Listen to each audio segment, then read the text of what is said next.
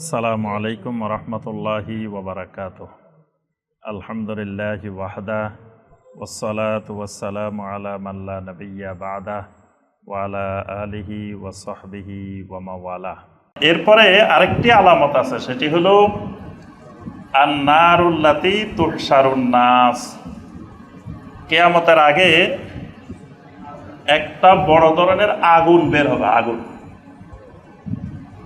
এই প্রাণীটা যেরকম পৃথিবীর নিচের থেকে বের হবে, এরকম পৃথিবীর এক জায়গা থেকে বিশাল একটা আগুন বের হবে।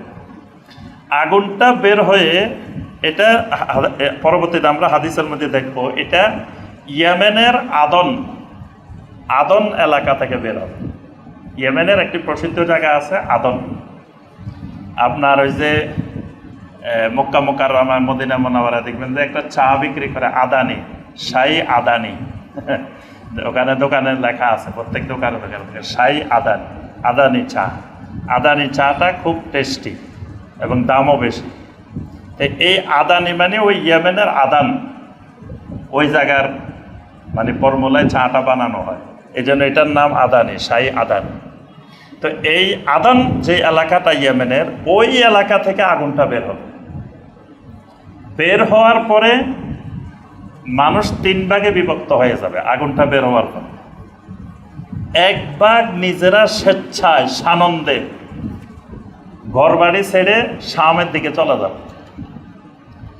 আরেক ভাগ যেতে চাইবে না, আগুনের ভয়ে এরা চলে যাবে। মানে আগুন আসতেছে এই ভয়ে এক উটের উপরে 3 জন 4 জন 5 জন উঠে সামদেশের দিকে চলে যাবে। আরেক ভাগ যেতে চাইবে না, কিন্তু আগুন এসে তাদেরকে এমন ভয় দেখাবে, ভয়ে তারা দৌড় দিবে সামদেশের দিকে। আবার যেখানে গিয়ে এরা আপনার ঘুমাবে, আগুন পাশে বসে থাকবে। আগুন এটা এমন আগুন, মানুষগুলো এখানে ঘুমাইতেছে, আগুন পাশে বসে আছে, ওই জায়গায় আছে। তারপরে আবার এরা খাওয়া দাওয়া করবে, আগুন পাশে দাঁড়ায় থাকবে। মানে এদেরকে আগুনে তাড়ায় নিয়ে যাবে সামদেশের দিকে। মানে এখানে যে হাসর, তুহশারুন নাস, এই হাসর মানে ওই হাসর না, কিয়ামতের ময়দানের হাসর না। কিয়ামতের ময়দানের হাসরের আগে দুনিয়াতে 2 বার হাসর হবে। তো প্রথম হাসর হয়ে গেছে। প্রথম হাসর হলো বনু কুরাইজাকে মদিনা মুনাওয়ারা থেকে বের করা। এটাকে আল্লাহ পাক কোরআনে কারিমে আউয়ালুল হাসর বলছেন, এটা দুনিয়াতে প্রথম হাসর। আর দ্বিতীয় হাসর হলো কিয়ামতের আগে এই আগুন এসে সারা পৃথিবীর মানুষ সবগুলোকে ওই সামদেশে নিয়ে যাবে। তখন আর পৃথিবীর কোথাও মানুষ ছড়ায় ছিটে থাকতে পারবে না, মানে সবগুলো চলে যাবে এক জায়গায়, মানে ওই সামনে চলে যাবে। তো এই আগুনটা বের হওয়া, এটাও হলো কিয়ামতের বড় বড় আলামতগুলোর মধ্য থেকে একটি বড় আলামত।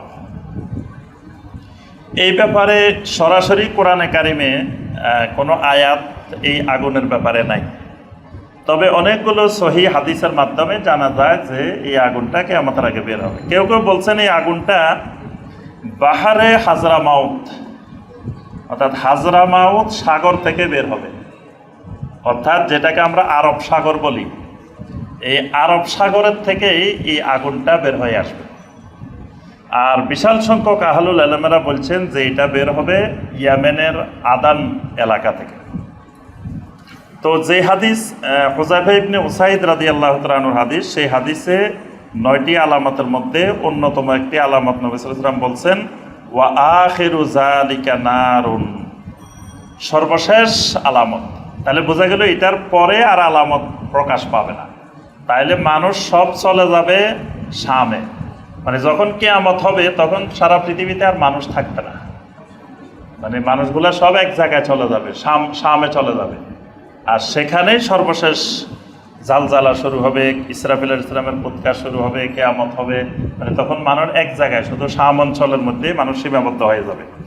তো নবী সাল্লাল্লাহু আলাইহি ওয়াসাল্লাম বলেন, ওয়া আখিরু যালিকা নারুন তাখরুজু মিনাল ইয়ামান, শেষে এমন একটা আগুন যেটা ইয়েমেন থেকে বের হবে, তুত্রিদুন নাস ইলা মাহশারিহিম, মানুষদেরকে এই আগুন ওই হাসরের ময়দানে নিয়ে যাবে। এই হাসরের ময়দান মানে শাম দেশ।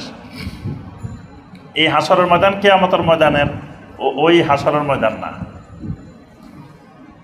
আরেকটি হাদিসে আল্লাহ রসুল সাল্লাল্লাহু আলাইহি ওয়াসাল্লাম বলেন, এই হাদিসটি তিরমিজিতে এসেছে, মুসনাদ আহমদে এসেছে। নবী সাল্লাল্লাহু আলাইহি ওয়াসাল্লাম বলেন, সাতাখরুজু নারুন মিন হাজরামাউত, হাজরামাউত থেকে অথবা হাজরামাউতের সাগর থেকে একটা আগুন বের হবে, কাবলা ইয়াউমিল কিয়ামা, কিয়ামতের আগে, যেটা তাহশুরুন নাস, সমস্ত মানুষকে এই আগুনটা একত্রিত করবে। এই আগুনটার বের হওয়ার পরে মানুষ তিন ভাগে বিভক্ত হয়ে যাবে। এক ভাগ হবে ফাউজুন রাগিবুনা তাইমুনা কাসুনা রাকিবুন, মানে এরা এই আগুনটা বের হওয়ার পরে বুঝবে যে আগুন যখন বের হয়েছে এই আগুন থেকে আর বাঁচার কোনো উপায় নাই। তো এরা স্বেচ্ছায় আনন্দে এরা আপনার একবারে আরোহী নিয়ে, তাদের কাছে যার কাছে যে বাহন থাকবে সেই বাহন নিয়ে, কাপড় চোপড় নিয়ে, খাওয়া দাওয়া নিয়ে তারা দল বেঁধে সামদেশের দিকে চলে যাবে। এদেরকে আগুন তাড়ানো লাগবে না, এরা তাড়ানো ছাড়াই এমনি সামদেশের দিকে চলে যাবে। আরেক শ্রেণী হবে ফাউজুন ইয়ামশুনা তারাতান ওয়া ইয়ারকাবুনা উখরা, এরা প্রথমে যাইতে চাইবে না, পরে যখন দেখবে আগুনের ভয়াবহতা, যে আগুন চারিদিক থেকে মানুষদেরকে দৌড়াইতেছে, তখন এরা কিছু দূর হেঁটে যাবে, কিছু দূর বাহনে যাবে। এমনকি নবী সাল্লাল্লাহু আলাইহি ওয়াসাল্লাম বলেন যে এক ইসনানে আলা বাঈরিন ওয়া সালাসা আলা বাঈরিন, এক এক উটের উপরে 2 জন উঠবে, 3 জন উঠবে, ওয়া আশারাতুন আলা বাঈরিন, এক উটের উপরে 10 জনও উঠবে, উঠে তারা ওই শাম দেশের দিকে চলে যেতে থাকে। আর তৃতীয় দল এরা যাবে না, এরা বাড়িতে বসে থাকবে। তখন তুহশিরুহুমুন নার, আগুন তাদেরকে তাড়ানো শুরু করবে। এবার আগুনের ভয়ে তারা ওই দিকে চলে যাবে।